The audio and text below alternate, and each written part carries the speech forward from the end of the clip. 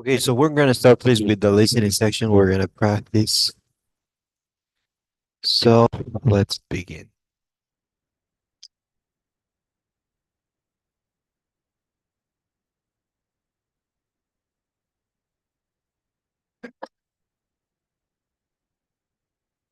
Listen again to part of.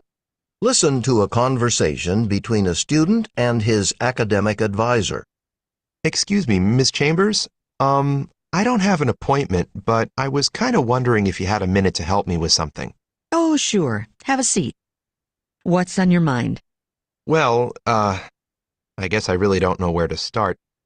It's not just one class, I'm not doing all that great, like on my homework assignments and in class, and I don't know why. I mean, I just don't get it. I read the assignments and I do the homework and I'm still not doing too well. Which classes? You mean like Spanish? You're taking Spanish, right? Oh, no, not Spanish. If it weren't for Spanish, I'd really be in trouble. No, but it's really all the others, psychology and sociology especially. Is it the material? What you read in the textbooks? You don't understand it? No, that's just it. I think I understand stuff when I read it. You don't read... Remember? Well, I remember names and definitions, but like in class when the professor asks us about the theories, what they're all about, I never have the answer. Sounds like you're trying to learn by memorizing details instead of picking out the main points of the reading. So tell me, how do you study? Well, I read the assigned chapters and I try to underline everything, like all of the words I don't know, and I always memorize the definitions, but I don't know, when I get back in class, it always seems like the other students have gotten a better handle on what was in the readings, so maybe it's just me. Oh, it's not. Believe me, lots of students... You know, my first year as a college student, I really had a hard time. I spent hours reading in the library, but I was just wasting time because I wasn't really studying the right things. I did the same sort of thing it sounds like you're doing, not focusing on what's really important in the reading, but on the smaller details. Yeah, maybe, but I spend so much time studying, it seems like I should be doing better. The first year of college can be a little overwhelming, I know. Point is, lots of students have trouble adjusting at first. You know, figuring out how to study, how to use their time, to your best advantage. It's good that you do the assigned readings, but I think you're unnecessarily underlining and memorizing. That takes a lot of time, and, it's not the best use of your time. Here's something you can do. When you read, just read the assigned sections, and then, and without looking back at the text, write a summary of the key points, the main ideas in the chapter. And after you do that, it's good to go back and reread the text. And you look for any examples you can find to support those key points. Let me show you an example of what I mean.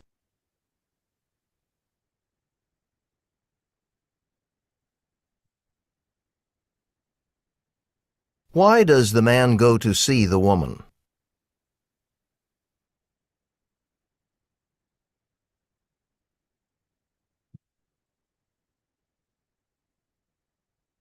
Okay, so please send me your answers through WhatsApp.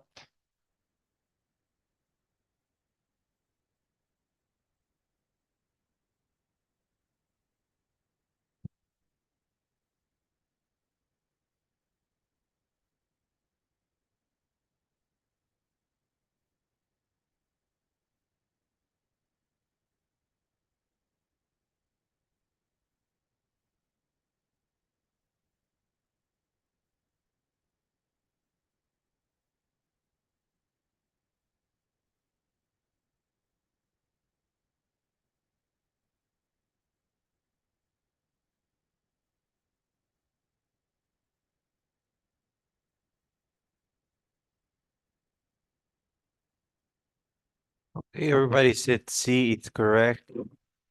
Let's move on. What does the man imply about his Spanish class?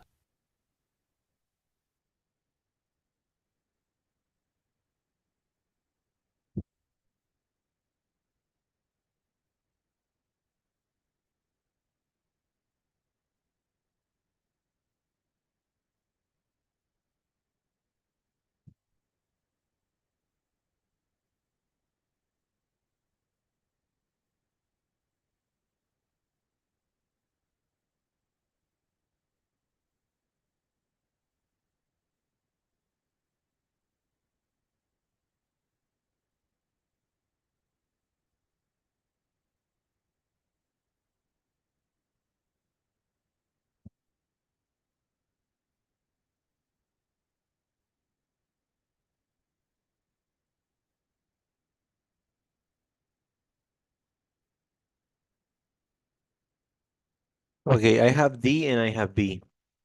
What does he imply? He says that if it was Spanish where he would have trouble, so if he had like these reading problems and he doesn't understand, right? If he had that in Spanish, he'd be really in trouble. That's what he said.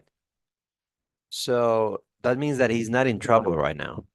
Okay, he's not in trouble in Spanish. So he's not implying that he needs to study more for the class, but that he's doing well in the class because he said so. He said that if it was Spanish, he'd be really in trouble. Okay, so it's B. What problem does the man have with his reading assignments?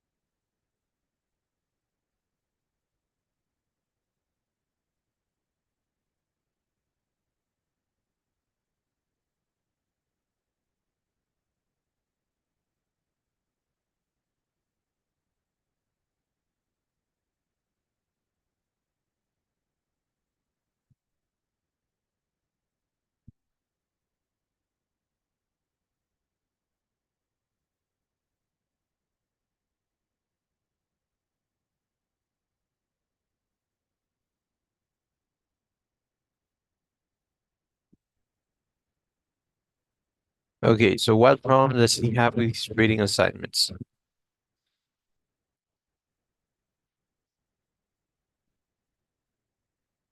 Okay, so basically here, uh, the thing is that, well, what you said B and D. He cannot memorize definition of terms, or he has difficulty identifying what is important information. I think he's not understanding what he reads, right? That's what she said. So it's not that he cannot memorize definitions of terms. He can memorize, but he's struggling finding out what is the important information. Okay, so he's like not understanding the readings because uh he's not really identifying what's important information. Okay, he remembers names and definitions. Okay, so he said that specifically. I can remember names and definitions, but when somebody asks a question, he doesn't know. Okay, and the woman says, "Oh, so you're trying to memorize instead of really understand what you're reading." Okay, so it's B. I know this one was more difficult than the last two. Okay, so I understand why many of you said B. Why does the woman tell the man about her own experience as a student?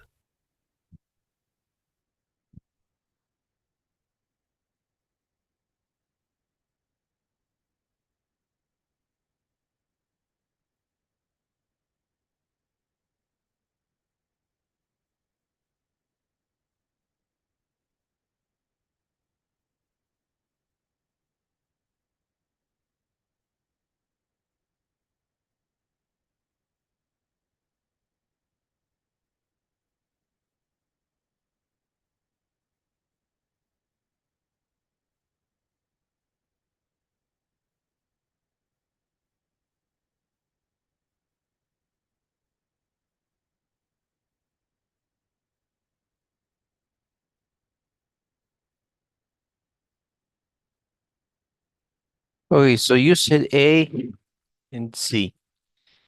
Okay, so C, to explain the importance of remembering details. No, she tells the man about her own experience because she wants him to be more like, to feel that he's not alone, right? So she says that a lot of students have trouble adjusting and and and that's why like she tells her story because she wants him to understand that many more students have similar problems. Okay. What recommendations does the woman make about what the man should do? Okay. Please send me your answers here.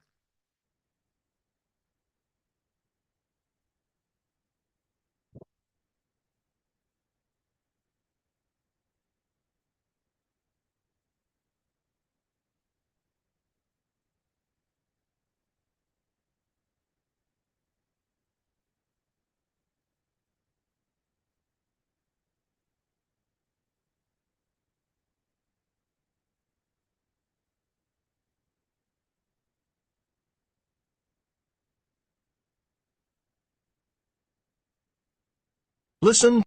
What? What? What? Listen. Listen to. What? What? Why does? What? What problem does? What? Listen to. What recommendations does the woman make about Well, what the it's B man and should C. do? Yes. So you send me your answers. It's B and C. Okay. So basically, if we review all the things that we've done What? here, let's review because we did that like 2 classes ago, right? What are the speakers mainly? Why So does? I think Why that will the? everything is What correct. will Ms. bring? Listen. Everything is correct. What? What? According. What? Match each of the Okay, topics. we didn't do this one. Remember? We didn't do this one. So I filled it up like very quickly. So we didn't do this one, if you remember. I didn't want you to do it because I really um, we weren't able to send the responses like match them all, right? Okay, so we didn't do that Listen, one. what But the does others, I think what- everything is correct. What- Yes. Listen to part of a lecture in. Okay, so let's try. How can what can we do right now? Okay, so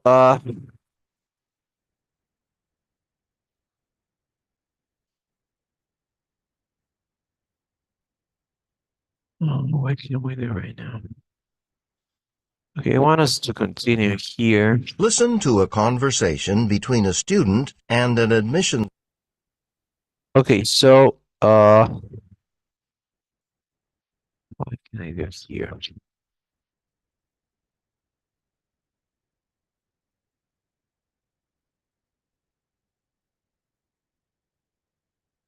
Okay.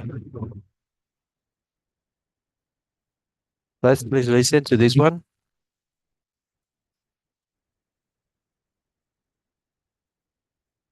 Sure. How can I help you? I have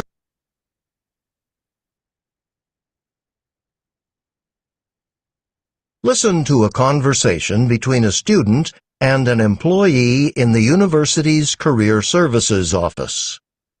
Hi, do you have a minute? Sure. How can I help you? I have a couple questions about the career fair next week. Okay, shoot. Well, are seniors the only ones who can go? I mean, they're finishing school this year and getting their degrees and everything.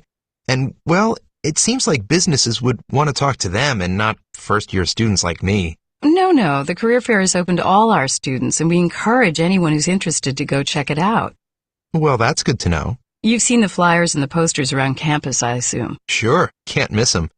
I mean, they all say where and when the fair is, just not who should attend. Actually, they do, but it's in the small print. Oh, we should probably make that part easier to read, shouldn't we? I'll make a note of that right now. So, do you have any other questions? Yes, actually I do now. Since I'd only be going to familiarize myself with the process, check it out, I was wondering if there's anything you'd recommend that I do to prepare. That's actually a very good question. Well, as you know, the career fair is generally an opportunity for local businesses to recruit new employees and for soon-to-be graduates to have interviews with several companies they might be interested in working for. Now, in your case, even though you wouldn't be looking for employment right now, it still wouldn't hurt for you to prepare much like you would if you were looking for a job. You mean like get my resume together and wear a suit? Well, that's a given. I was thinking more along the lines of doing some research. The flyers and posters list all the businesses that are sending representatives to the career fair. What's your major, or do you have one yet? Well, I haven't declared a major yet, but I'm strongly considering accounting. See, that's part of the reason I want to go to the fair, to help me decide if that's what I really want to study. That's very wise. Well, I suggest that you get on the computer and learn more about the accounting companies in particular that will be attending. You can learn a lot about companies from their internet websites. Then prepare a list of questions. Questions, So, in a way, I'll be interviewing them? That's one way of looking at it. Think about it for a second. What do you want to know about working for an accounting firm? Well, there's the job itself, and salary, of course, and working conditions. I mean, would I have an office, or would I work in a big room with a zillion other employees, and maybe about opportunities for advancement? See? Those are all important things to know. And after you do some research, you'll be able to tailor your questions to the particular company you're talking to. Wow, I'm glad I came by here. So, it looks like I've got some work to do. And if you plan on attending future career fairs, I recommend you sign up for one of our interview workshops. I'll do that.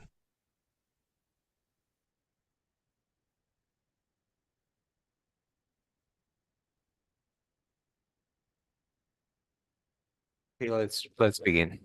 Why does the student go to the Career Services office? Let's begin.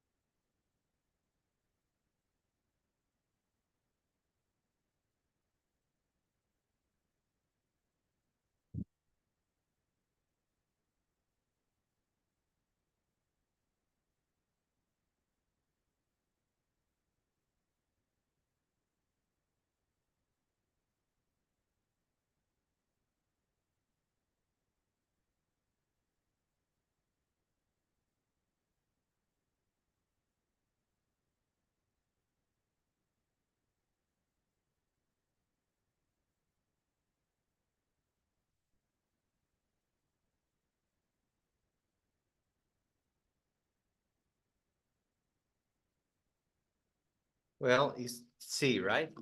I only had C's here. It's C. Why does the student think that companies' representatives would not be interested in talking to him?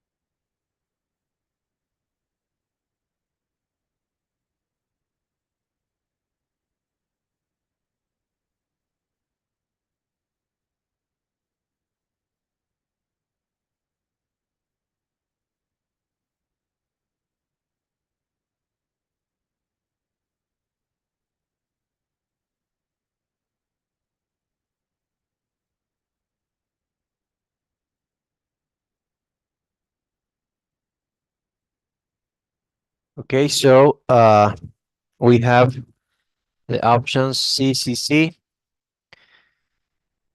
Okay. He will not be graduated this year. He's not currently taking a business class. Okay, so everybody said C, but it's not C. It's A. He'll not be graduating this year. Because of course he has not declared a major yet. He has not declared a major yet. However, that's not the reason why he thinks company representatives wouldn't be interested in talking to him. The reason would be that he's not a senior. That's the main reason. Okay. The fact that he didn't declare a major resume, of course, but he believes at the beginning that he will not Why would a company, remember what he said right at the beginning? Why would a company like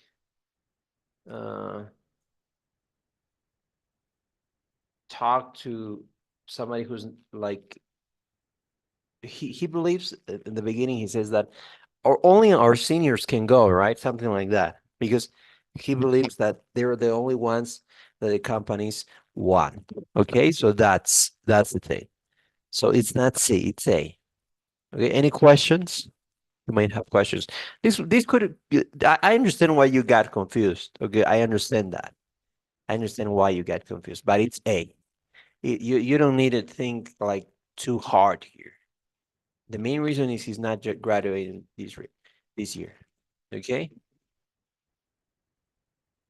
Okay. Anyways, no questions. We're gonna move on. What does the woman imply about the small print on the career fair posters and flyers?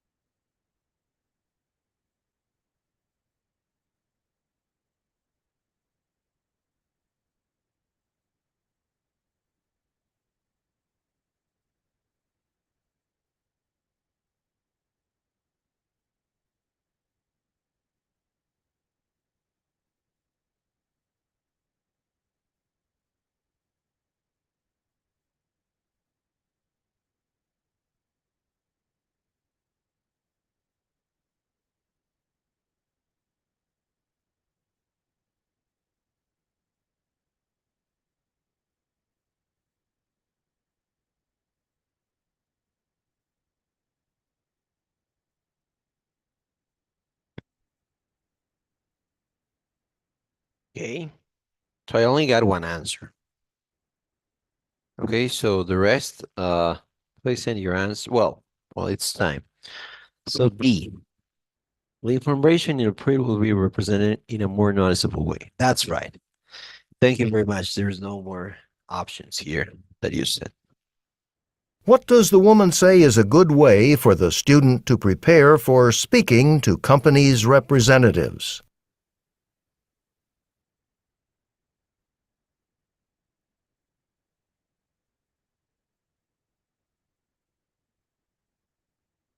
Okay, two answers, right? A, B, A, D, A, C, B, C, C, D, right?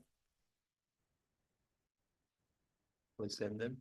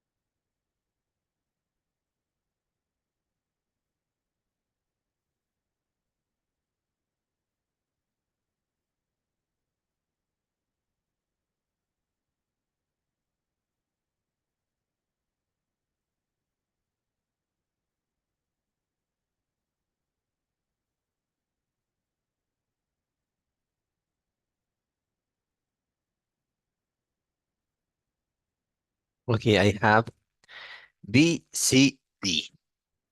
Okay. So talk to people who work for accounting firms. Okay. That's something that the the woman says that he should do, but once he's there, okay, now we're asking the questions. Uh, what does the woman say is a good way for the student to prepare? Okay, preparation. So she didn't say that he should go to talk to people who work for accounting firms before the event, right? So it's not D. Of course, in the event, you'll have the possibility to talk to all these people because they're gonna be there, okay? So it's gonna be either it's gonna be C and B and C because familiarize himself with certain businesses beforehand. Yes, that's what she said. To do a little bit of research, right? And have questions ready to ask the representatives. That's what she said. So the student, if you remember, he asked like you mean that I should interview them? And she says, yes. Remember? So these are the two options, okay? Why does the student say this? So, it looks like I've got some work to do.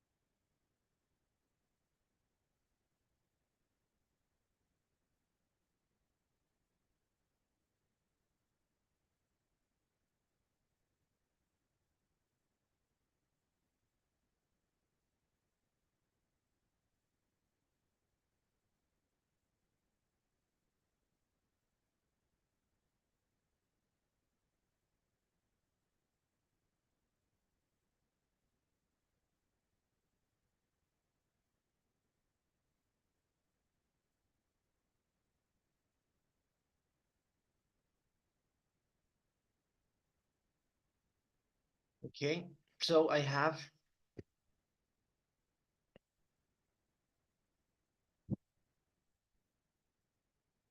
okay, so I have only one answer right now, that is B.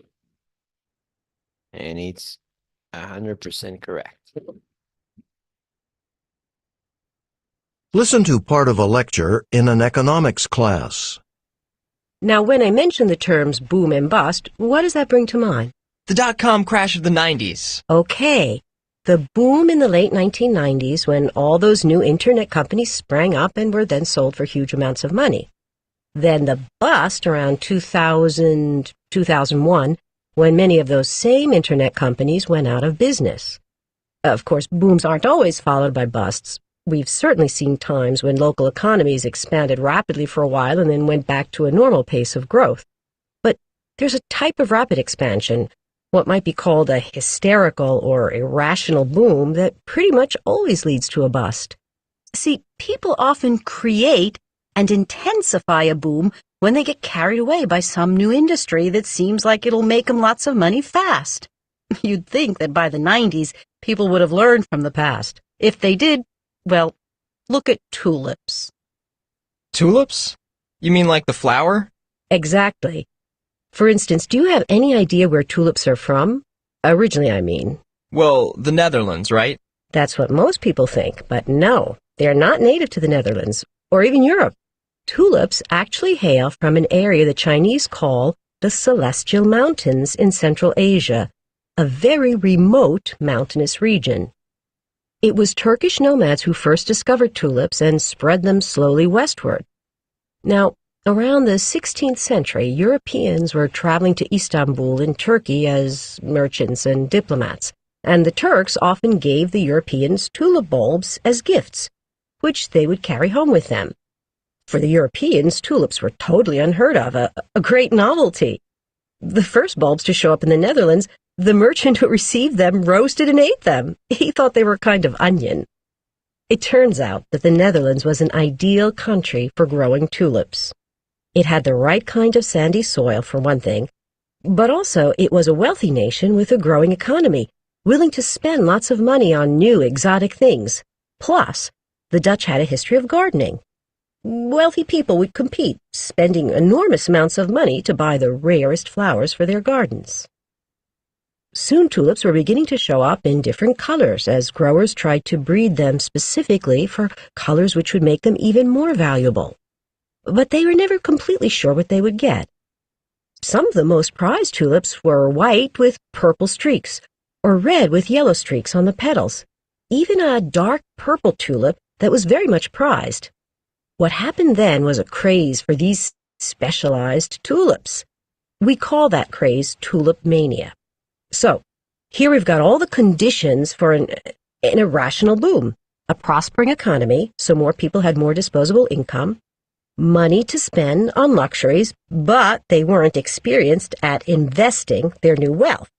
And then along comes a thrilling new commodity. Sure, the first specimens were just plain old red tulips, but they could be bred into some extraordinary variations, like that dark purple tulip.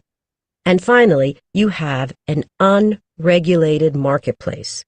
No government constraints, where prices could explode. And explode they did, starting in the 1630s. There was always much more demand for tulips than supply. Tulips didn't bloom frequently like roses. Tulips bloomed once in the early spring, and that was it for the year. Eventually, specially bred, multicolored tulips became so valuable, well, according to records, one tulip bulb was worth 24 tons of wheat, or 1,000 pounds of cheese. One particular tulip bulb was sold in exchange for a small ship. In other words, tulips were literally worth their weight in gold. As demand grew, people began selling promissory notes guaranteeing the future delivery of prized tulip bulbs. The buyers of these pieces of paper would resell the notes at marked up prices. These promissory notes kept changing hands from buyer to buyer until the tulip was ready for delivery. But it was all pure speculation because, as I said, there was no way to know if the bulb was really going to produce the variety, the color that was promised. But that didn't matter to the owner of the note. The owner only cared about having that piece of paper so it could be traded later at a profit. And people were borrowing, mortgaging their homes in many cases to obtain those bits of paper because they were sure they'd found an easy way to make money. So now you've got all the ingredients for a huge bust, and bust it did, when one cold February morning in 1637, a group of bulb traders got together and discovered that suddenly there were no bidders. Nobody wanted to buy. Panic spread like wildfire, and the tulip market collapsed totally.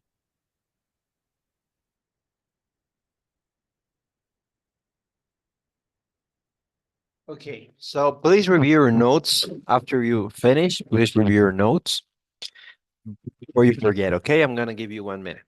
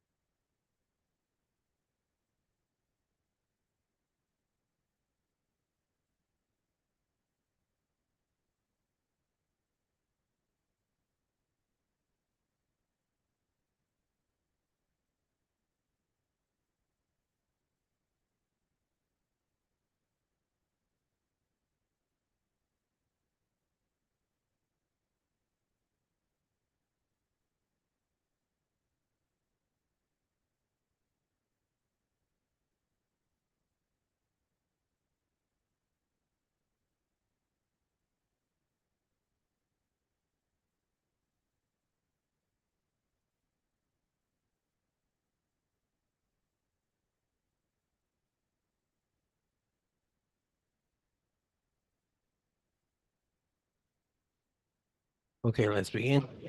What is the main purpose of the talk? Please.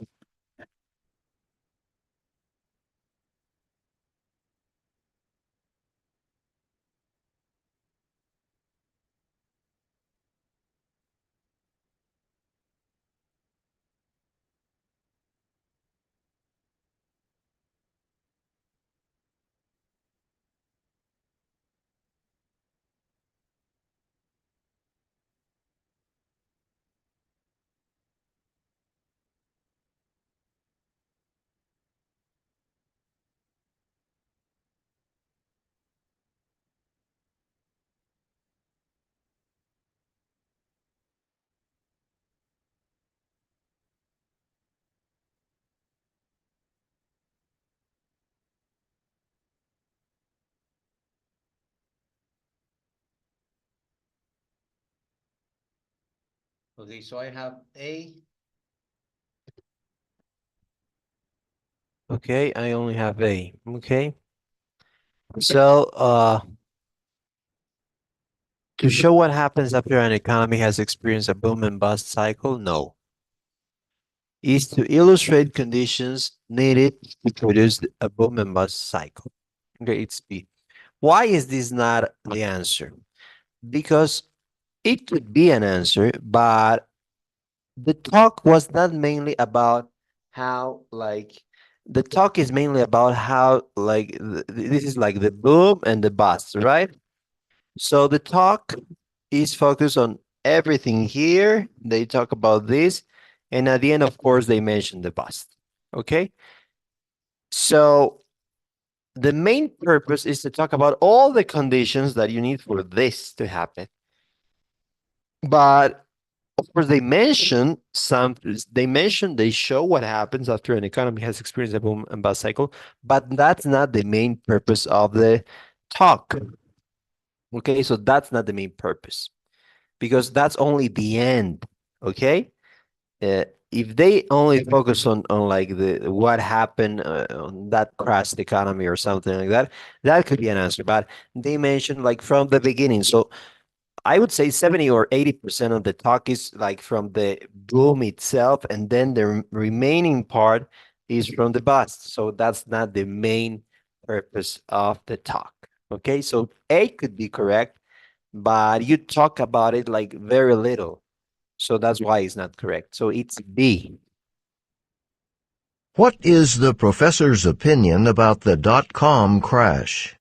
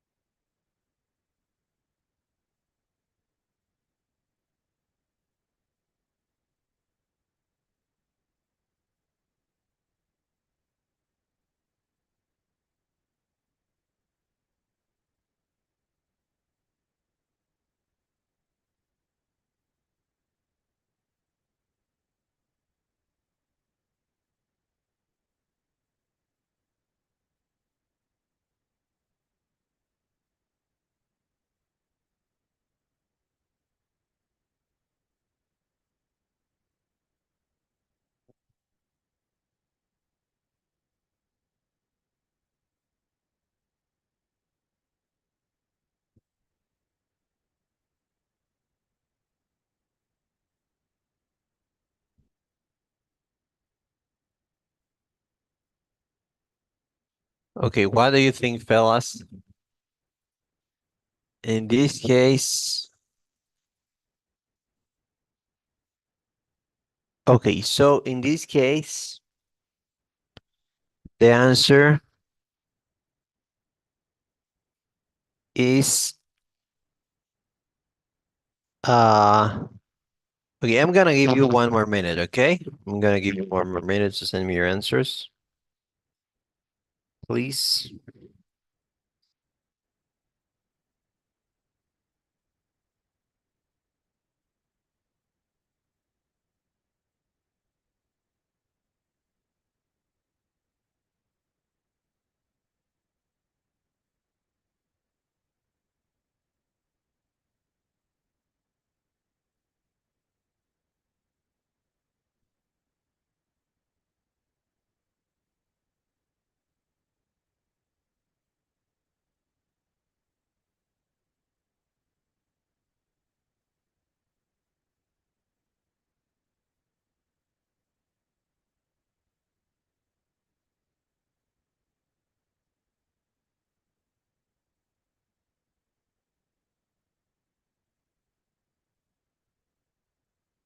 Okay.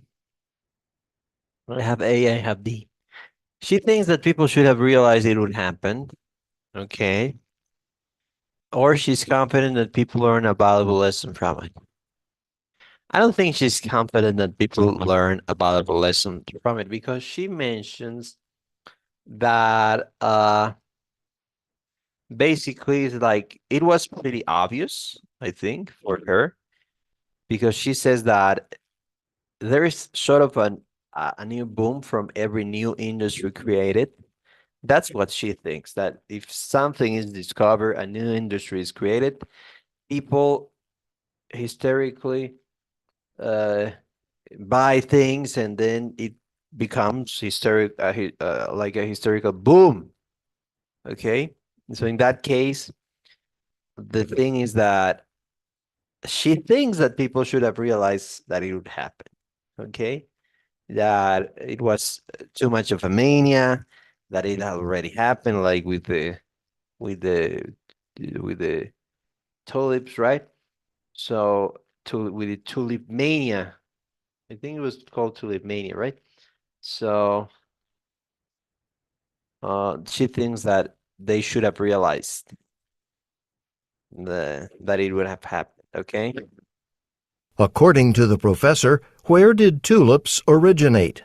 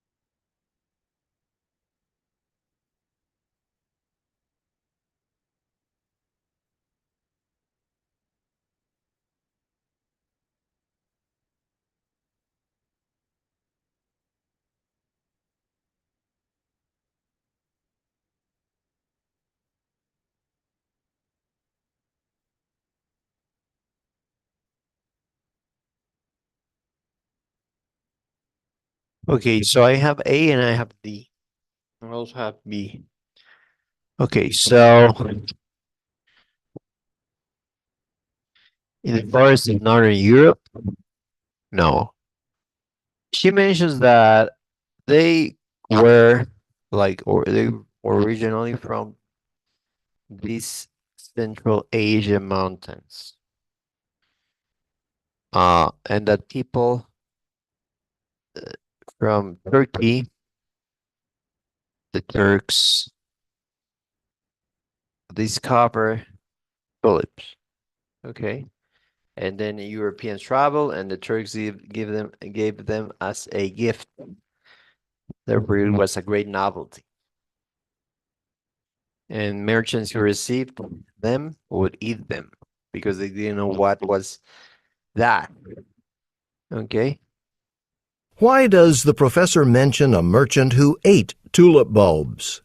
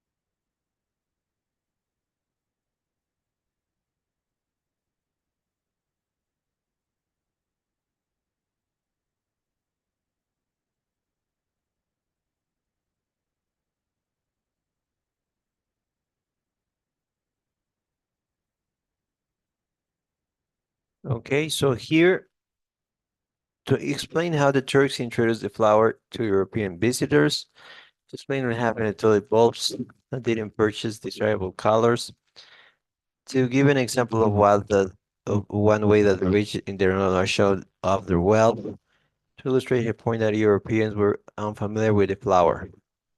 This case is D, to show that Europeans were unfamiliar with the flower. Okay. What were some of the factors that contributed to the tulip craze in the Netherlands in the 17th century?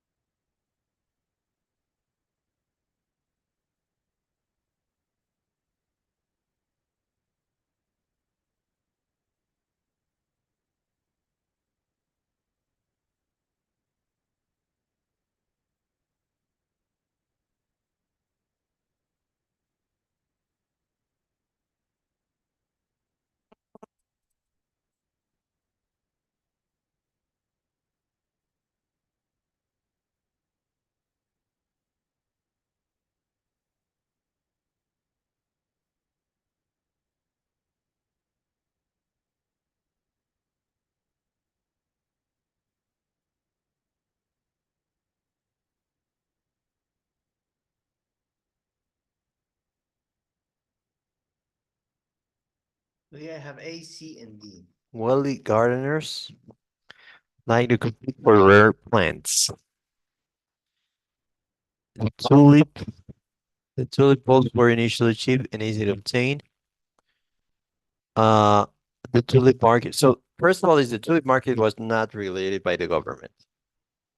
Okay, so the second one would be that the number of people with disposable income was growing. Remember that. And then for the third one, we have uh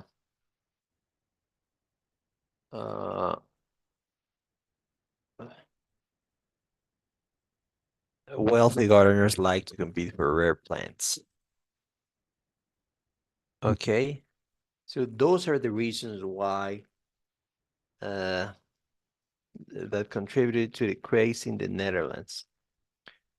Okay, so why not like see tulip bulbs were initially cheap and easy to obtain? Of course, they were cheaper at the beginning, but when she mentions the reasons why it became like a tulip craze, you need to think about the reasons that made them inflate the price. Okay, so in that case, they talk about the wealthy people with a history of gardening competing. Uh, then you had the increased amount of money they had, they were willing to spend, right, in luxury. They, of course, were not experienced with this new wealth. And of course, the unregulated market. Okay. So those are the reasons why you would have that. Okay. So there's one more. The professor mentions the practice of trading promissory notes in the Netherlands in the 1630s. What does this practice explain?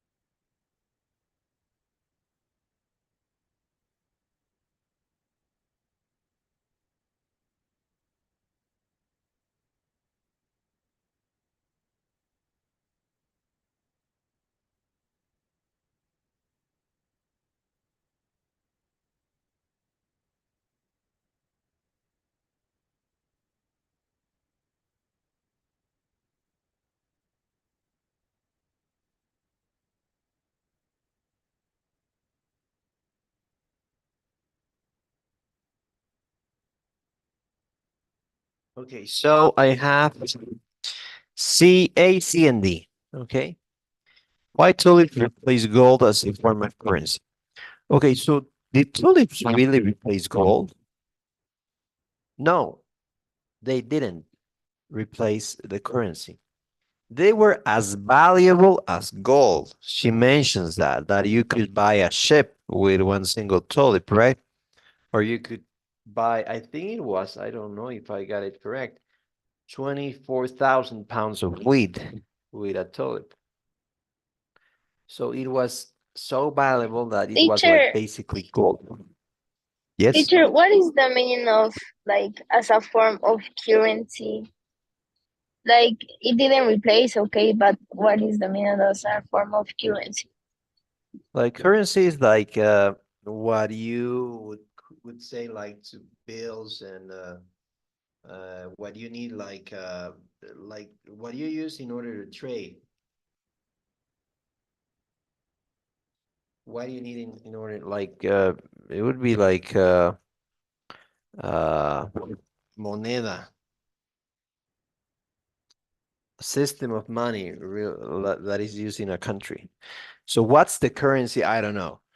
In Europe, the euro, right? That's the currency. That's the system of money they use. Okay. So they don't mention that even gold was currency at that time. Currency means that everybody uses that. Okay. So the currency in China is the yuan, right? Or the renminbi. So that's the currency. That's what you use in order to trade. So first mistake, tulips, they didn't replace gold as primary currency because they didn't. And second mistake, gold wasn't even the currency. They don't mention that. And I don't believe it was the currency in this 1630s. I presume they must have had some bills so that the currency was not gold. I don't think so. Okay, so uh that's a pretty big mistake. Okay, so yes, here it is that the which gilder is the currency or was the currency from the 1434. So the 1430s, it's like a bill. So gold was not a form of currency then. So it explains two things. One, why buyers were no longer interested in owning actual tulips because they could trade these promissory notes, and why borrowing in the Netherlands increased on a significant scale. Okay, because people were borrowing against their houses with mortgages, and they were acquiring these promissory notes. Okay, it doesn't explain why the middle class in the Netherlands expanded in size.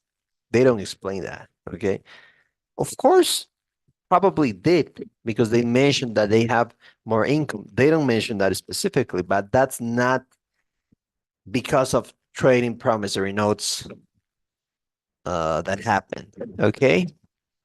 So with that being said, fellas, I'm gonna create a quick poll, and then you can go.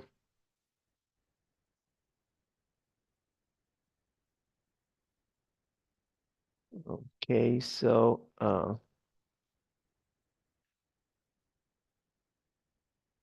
let's please create the poll, fill it out, and then we can go. Okay, so I'm gonna see you. We're not gonna have classes on Thursday. So do you want to replace that class with Monday, with this Monday, or next Monday? We could do this Monday, if you're okay with that, or next Monday. Like we could replace the class of Thursday with Monday, the 4th, or Monday, the 11th. What do you think, fellas? You two that are remaining here. For me, this coming Monday is okay. Okay, the 4th. Okay, so I'm gonna see you on Monday then. I'm gonna put it in a group.